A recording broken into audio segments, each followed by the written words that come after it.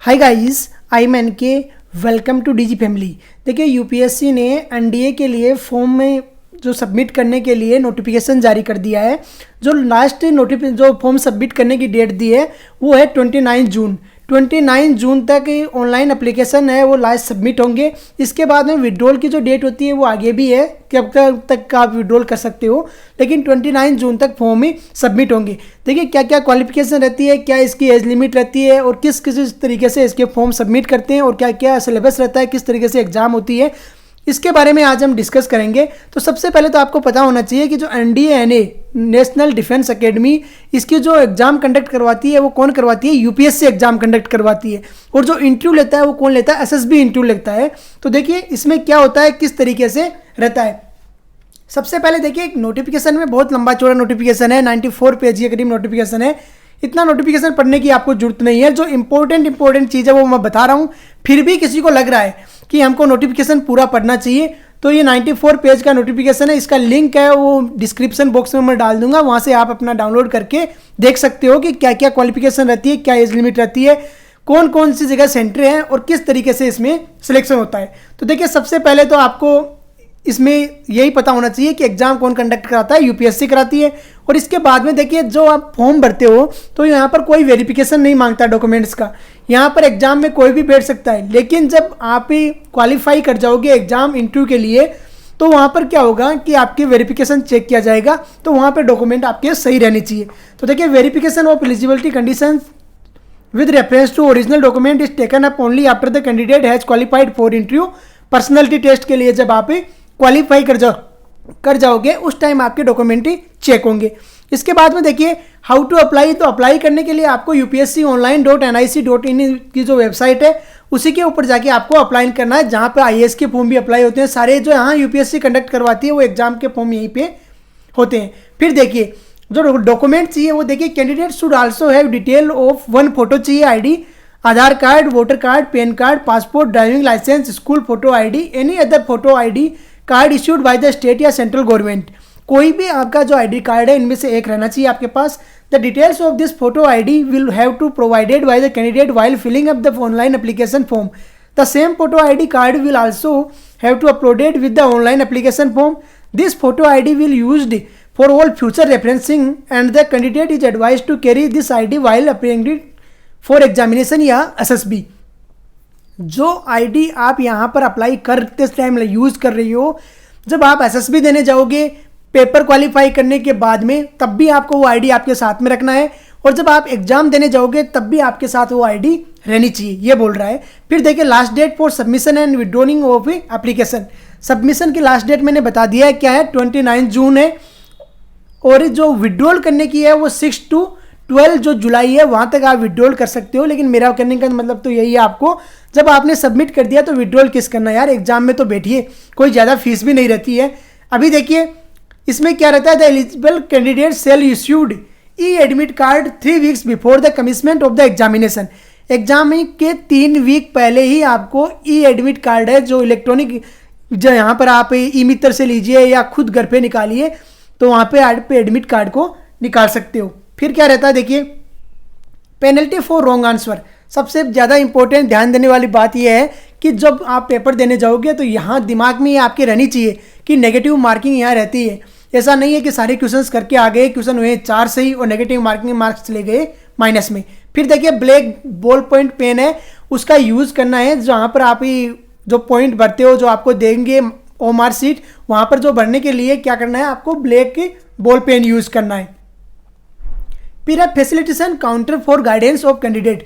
जहाँ आपको अगर कोई गाइडेंस लेना है, फॉर्म फिल नहीं हो रहा है या कुछ किसी भी तरह की क्वेरी आपको करनी है, तो ये जो टेलीफोन नंबर दिया हुआ है, वर्किंग डेज में 10 बजे से 5 बजे के बीच में कॉल करना है। Mobile phones band.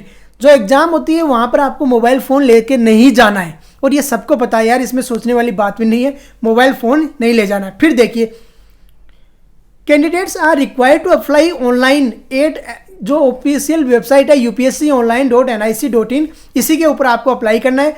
Only no other mode is allowed for submission of application. फालतू की आजकल आप क्या करते हैं, एक वेबसाइट खोल सर्च करते हैं तो 1000 वेबसाइट दिखाता है। दूसरी वेबसाइट पे आपको नई फॉर्म फिल सबमिट करना है, वहाँ पे फालतू में पैसे कट भी जाएंगे और फॉर्म सबमिट भी नहीं होगा।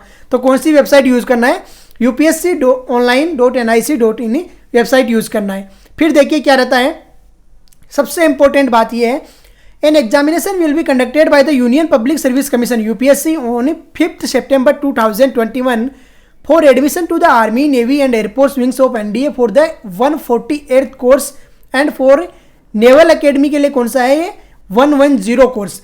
देखिए एग्जाम कब होगी, 5 सितंबर को एग्जाम होना है आपका। और ये कौन किसके लिए कौन सा कोर्स हो रहा है, ये एनडीए का है 148वां कोर्स है और जो नेवल अकेडमी का ये 110वां कोर्स है। अब देखिए इसमें क्या रहता है, सीटें हैं वो क्या रहती है, वैकेंसीज क्या है, the approximate number of vacancies to be filled on the results of this examination.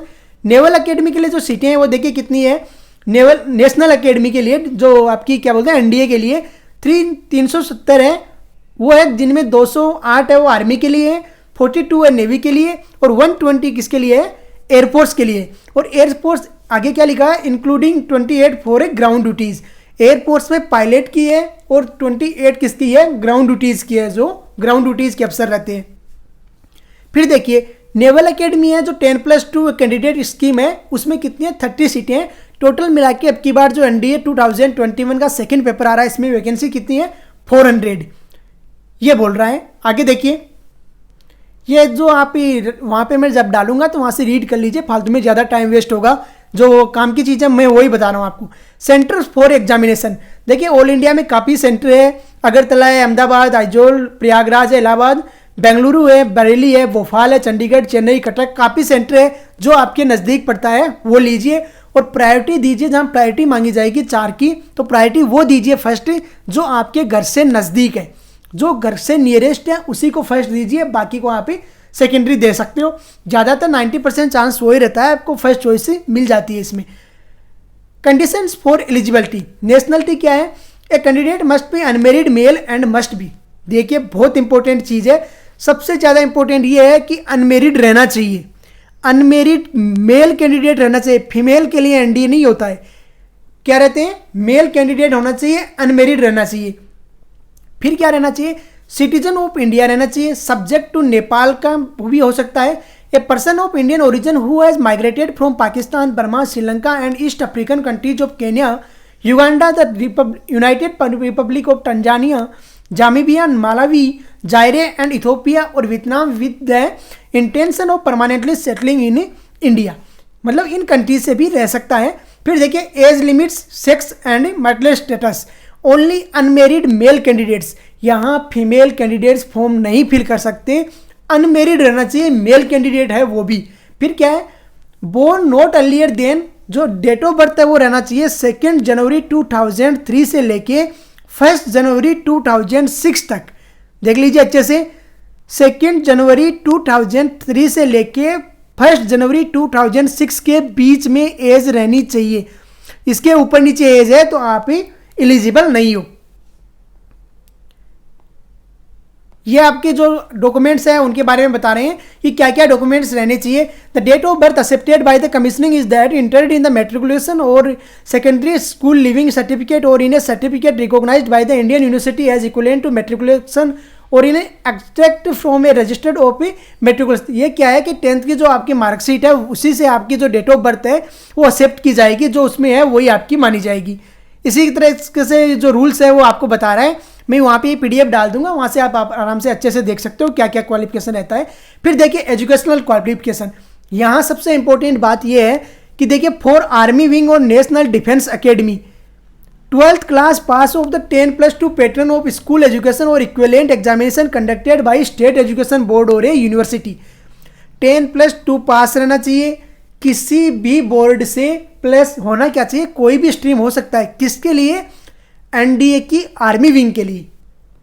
फिर सेकंड देखिए क्या है, for air force and naval wings of the national defence academy and for the 10+2 candidate entry scheme at the Indian naval academy. इसमें क्या रहना चाहिए, आपके physics, chemistry, mathematics 12th में रहनी चाहिए। 12th अपियरिंग में भी आप एग्जाम दे सकते हो, बस ये है कि उस टाइम रिजल्ट आपका आ जाना चाहिए जब आप इंटरव्यू के लिए क्वालिफाई हो जाओ।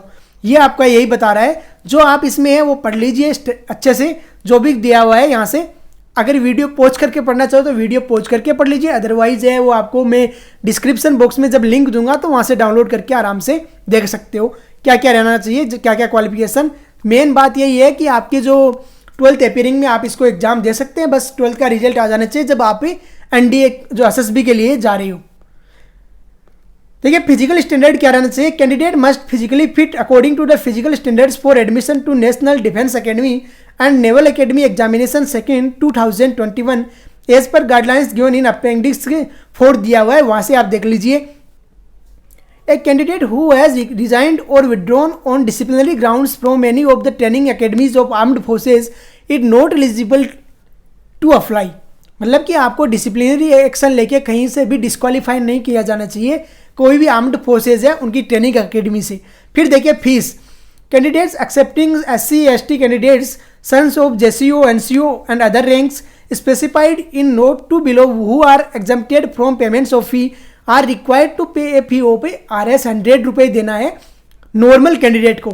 और जो ये SC/ST का कैंडिडेट है या कोई सन है JCO का, जूनियर कमीशन अफसर जो आर्मी के रहते हैं, NCOs का है या अदर रैंक्स का है, उनको क्या है वो फ्री है, 100 रुपीज़ ही उनको नहीं लगेंगे।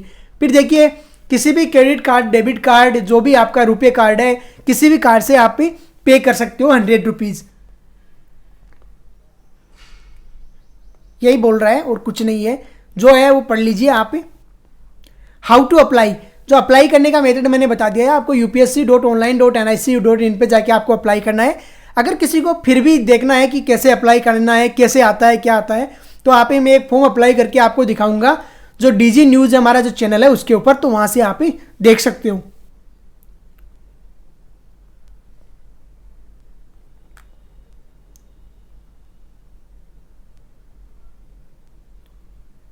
लास्ट डेट है वो सबमिशन की मैंने बता दिया आपको, 29 जून है। अभी देखिए जो इंपॉर्टेंट चीज़ है वो बताते हैं आपको, ट्रेवलिंग अलाउंसेस, बहुत काम की चीज़ है। बहुत लड़के ऐसे होते हैं जिनको ये पता नहीं रहता है, पढ़ते उड़ते जाते हैं पूरे इंडिया का इस कोने से उस कोने पे और परेशान हो जाते हैं। देखिए इंपॉर्टेंट चीज़, travelling allowances, candidates appearing for SSB interview for the first time for a particular type of commission, permanent और short service commission, shall be entitled for AC 3 tier to and fro railway fare or bus fare including reservation cum sleeper charges within the Indian limits. Candidates who apply again for the same type of commission will not be entitled to travelling allowances on any subsequent occasion. ये क्या बोल रहा है, जब आप paper pass हो जाते हो फर्स्ट टाइम में और आप जाते हो SSB देने के लिए, तो आपको जाने और आने का AC 3 टायर का किराया मिलेगा। तो आपको क्या करना है कि जो टिकट होगी वो लेके जाना है, स्लीपर में जाना, परेशान होना, ऐसे होना, लोकल में जा रहे हो, ऐसा कुछ नहीं करना। आपको आराम से ऐसे 3 टायर का टिकट लो और आराम से जाके इंटरव्यू दो, वहाँ से जो आपका खर्चा होगा वो आपको वापस से पे हो जाएगा, लेकिन ये फर्स्ट टाइम में ही पे होगा। अगर आप जा रहे हो सेकेंड टाइम SSB देने के लिए तो सेकेंड टाइम नहीं होगा, ये ओनली फर्स्ट टाइम के लिए है, सेम कमीशनिंग के लिए ये बोल रहा है।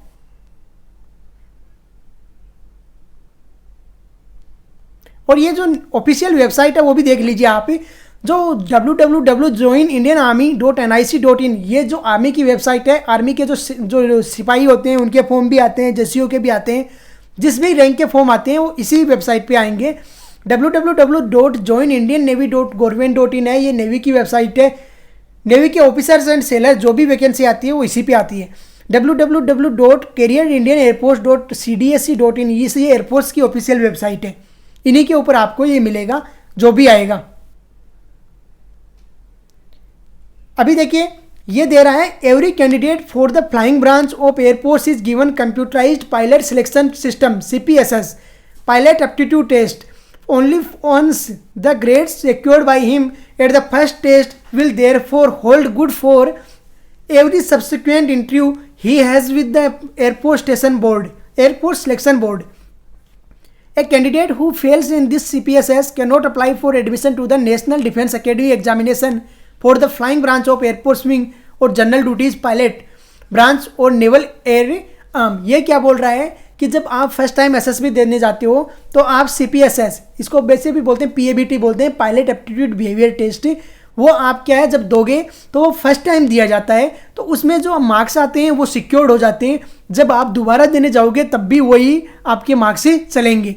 इसका क्या है कि पायलट एप्टीट्यूड बिहेवियर टेस्ट आपको एक बार ही देना है, उसके बाद में आपको वही मान्य रहता है, दोबारा पायलट एप्टीट्यूड बिहेवियर टेस्ट नहीं लगता, यही बोल रहा है। ये आप पढ़ लेना डिस्क्वालिफिकेशन कैसे होता है। फिर मैं बताता हूँ scheme of examination. Scheme of examination क्या रहती है और किस तरीके से एग्जाम कंडक्ट कराते हैं। देखिए, जो रिटन एग्जाम जो एनडीए का लगता है वो 2 पेपर होते हैं, जिनमें फर्स्ट पेपर होता है मैथमेटिक्स का। किसका होता है? मैथमेटिक्स का, और 300 मार्क्स का पेपर होता है। सेकेंड पेपर होता है जनरल एबिलिटी टेस्ट, और वो है 600 मार्क्स का पेपर होता है। टोटल कितना हो गया? 900 मार्क्स का पेपर हो गया। फिर एसएसबी जो इंटरव्यू लेता है वो कितने नंबर का होता है? 900 का ही होता है। अब देखिए मेन कैसे होता है पेपर, किस तरीके से सिलेबस रहता है, हम बात करते हैं। सबसे पहले देखिए syllabus of the examination, paper first mathematics. Mathematics का क्या पेपर रहता है और किस तरीके से? तो मैथमेटिक्स में जो टॉपिक्स आते हैं वो आता है, पहला आता है अलजेब्रा। अलजेब्रा में आपने वेन डायग्राम वगैरह पढ़ा है, डी मोर्गन्स लॉ है, कार्टेशियन प्रोडक्ट्स हैं, रिलेशंस हैं, इक्विवेलेंस रिलेशंस हैं, तो ये आते हैं जो आप इसमें देख सकते हो। फिर आता है मैट्रिसेस एंड डिटर्मिनेंट्स। मैट्रिसेस रहती है, डिटर्मिनेंट्स का टॉपिक्स रहते हैं, ट्रिग्नोमेट्री रहती है, analytic geometry of 2 and 3 dimensions. फिर रहती है डिफरेंशियल कैलकुलस। फिर रहती है integral calculus and differential equations. Integral calculus and differential equations आती है। वेक्टर अलजेब्रा रहता है।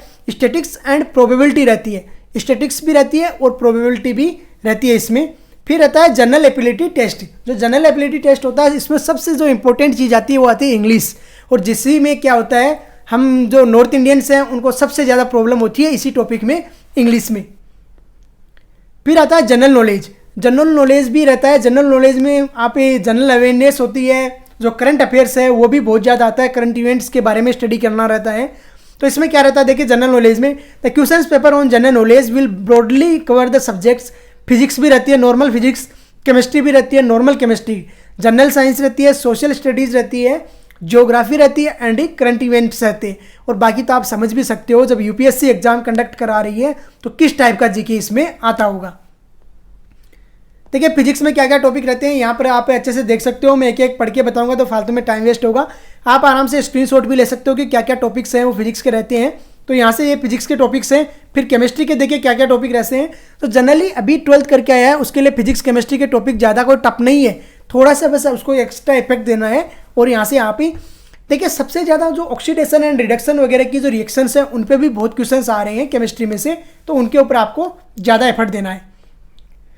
फिर जनरल साइंस रहती है, हिस्ट्री फ्रीडम मोमेंट रहता है, हिस्ट्री एंड फ्रीडम मोमेंट रहता है। ज्योग्राफी रहती है जो कि एक साइंस के सब्जेक्ट के जो साइंस का स्टूडेंट है उसके लिए थोड़ा सा टफ रहता है। तो किस तरीके से स्टडी करना है आपको, एक ही अच्छे से अपना तैयार करना है टाइम टेबल और स्टडी करना है। फिर रहता है करंट इवेंट्स। करंट इवेंट के बारे में तो आपको न्यूज़पेपर पढ़ना है, द हिंदू पढ़ो या द टाइम्स ऑफ इंडिया पढ़ो या अमर उजाला, जो भी पढ़ना है बस करंट इवेंट तो उन्हीं से ही तैयार होगा। फिर रहता है इंटेलिजेंस एंड पर्सनैलिटी टेस्ट, जो आपका एसएसबी रहता है उसके बारे में दिया हुआ है। तो देखिए एसएसबी किस तरीके से रहता है, क्या रहता है, आप यहाँ से स्टडी कर सकते हो। बाकी है वो आप जो मैं कि अलग से लेक्चर लेके आऊँगा तो वहाँ से आप इसके बारे में जान सकते हो क्या रहता है, किस तरीके से होता है। Station to candidate for filling online application. तो ऑनलाइन एप्लीकेशन फिल करने के लिए दिया रहा है कि किस तरीके से ऑनलाइन एप्लीकेशन फिल करना है। 100 रुपीज़ जो फीस है वो भी बता रहा है आपको यहाँ पे। बस ये है कि फ़ोटोज़ वगैरह को किस तरीके से कितनी केबी में लेना है, कितनी केबी में देना है, तो ये बता रहा है।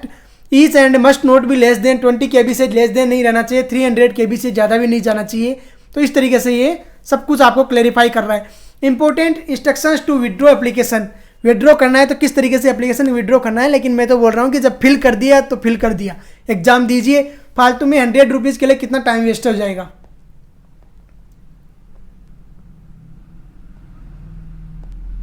ये आपको ओटीपी आएगा, किस तरीके से विड्रॉल करना है उसी के बारे में बता रहा है, बाकी कुछ नहीं है इसमें।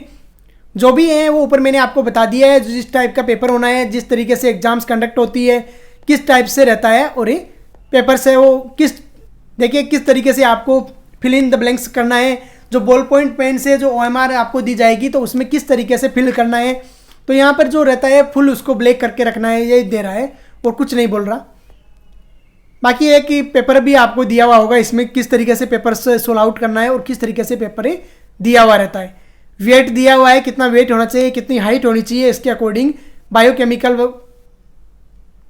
क्या क्या रोग नहीं होने चाहिए आपको, कलर प्रिवेशन वगैरह के बारे में बता रहा है। या फिजिकल स्टैंडर्ड के बारे में बता रहा है कि फिजिकल स्टैंडर्ड क्या रहना चाहिए, कितनी हाइट पे कितना वेट होना चाहिए। तो वो तो अपने आप को पता भी रहता है कि मैं ओवर वेट हूँ या नहीं हूँ, मैं अंडर वेट हूँ या नहीं हूँ, तो आपको भी पता रहेगा। और इसके लिए मैं बता रहा हूँ आपको कि जितनी हाइट है आपकी उसमें 3 से डिवाइड कीजिए और +-10 कीजिए। 3 से, जैसे आपकी 180 हाइट है तो 3 से डिवाइड करोगे तो 60 से +10 -10 दोनों चलेगा, +5 -5 दोनों चलेगा। तो जितना आपका है उससे वही आपका परमानेंट वेट रहना चाहिए। तो 90% लड़कों का तो सही रहता है, क्योंकि जस्ट अभी 12th किया है, तो अभी से इतना वेट अगर ओवर वेट हो गए तो बड़ी मुश्किल है।